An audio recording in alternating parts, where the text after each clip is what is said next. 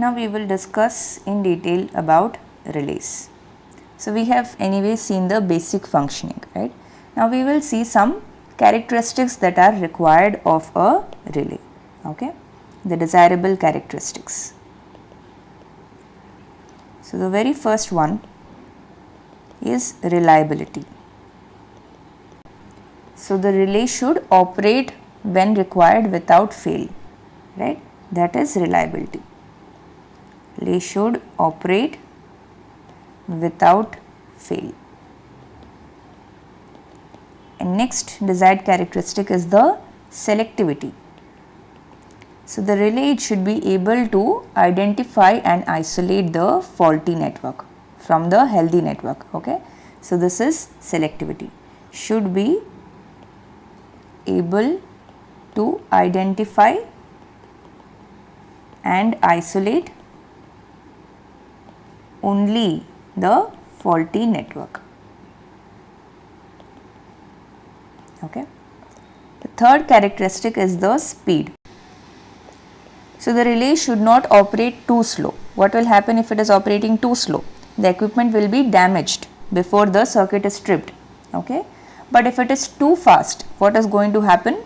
Unnecessary tripping may occur because of any transient faults, right? So the speed should be optimum. Should not be too slow so that power system equipment is not damaged, and at the same time should not be too fast so that it doesn't result in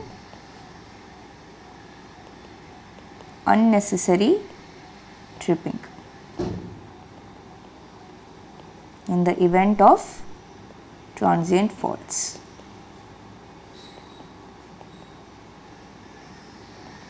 Okay. So these are a few important characteristics of a relay. Now if you consider the operation of the relay, they are based on two basic operating principles. One is the electromagnetic attraction and other is the electromagnetic induction, okay? So we will not go too much into detail, but we will have a brief understanding so that you get an understanding as to how a relay works. So here you have a very basic relay which is based on the principle of electromagnetic attraction, okay? So here you have a coil which is carrying the actuating quantity, right? The voltage or current. So once the actuating quantity exceeds the pickup value, then what is going to happen? It is going to attract this rotor here. This is called as the rotor, okay? So it is electromagnetic in nature. That is why it will get attracted towards the coil, and here you have the restraining coil. So this will provide a sense of control. It will become more clear to you as we discuss more about relays. Now this here, this is going to the trip circuit. So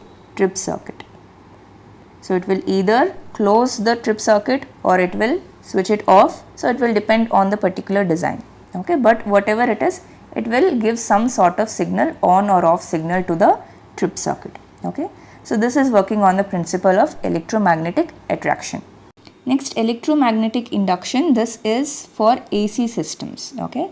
So what happens is, we produce here two fluxes, phi 1 and phi 2, which are displaced in space as well as time.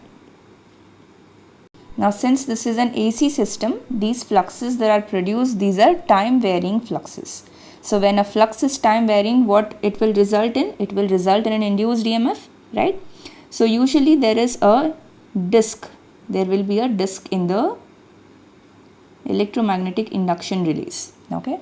So now what is happening? Let us say the first flux phi 1, it is acting on this point, okay? And phi 2 is acting at another point.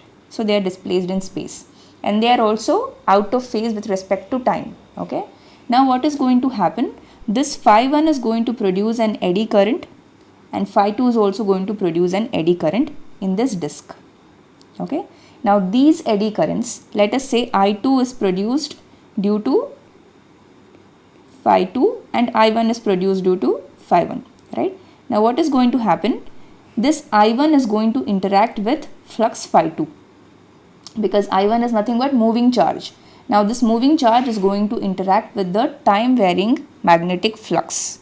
So due to the Lorentz force equation, what is Lorentz force equation? Q into V cross B, right? Whenever a charge is in motion in a magnetic field, it will experience a force. So in that way, this current I1, which is nothing but a moving charge, is going to interact with phi 2 and it will experience a force.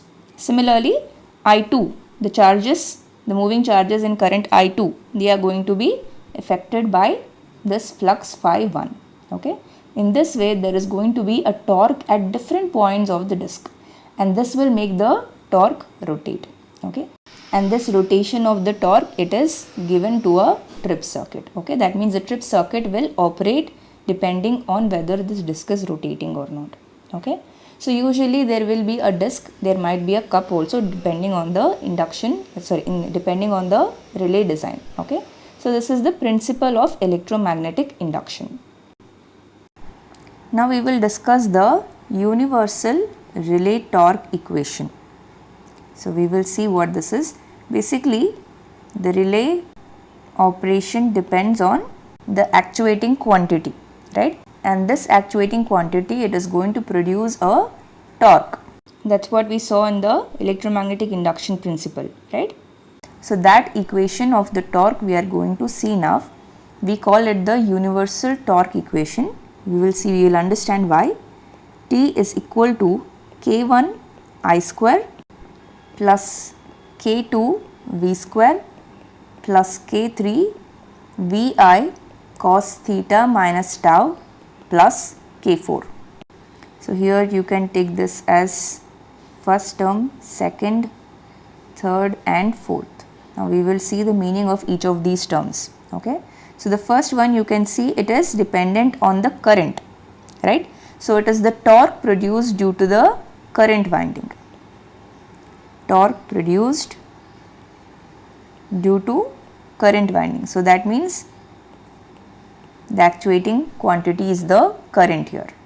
And similarly, the second one is the actuating quantity is the voltage. Okay. Now third one, you can see it is depending on Vi cos theta minus tau.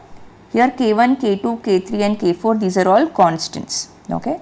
Now here theta is the phase difference between V and I, and tau is a design parameter, don't have to worry much about it. Theta is the phase displacement, that's what we want. Now the torque in this third term, it is produced due to the phase displacement. Okay. So here you can write due to phase displacement between voltage and current. Okay. So here theta is the phase difference between V and I, and tau is the design parameter of the relay. Okay. And the final term, here you have only a constant. Okay. So this is the torque produced due to a spring.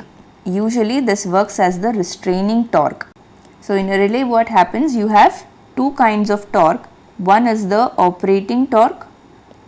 So this is due to the actuating quantity, and the other is the restraining torque. So this will act in the direction opposite to the operating torque. Okay. So basically this gives a kind of sensitivity, a control over the relay. Okay.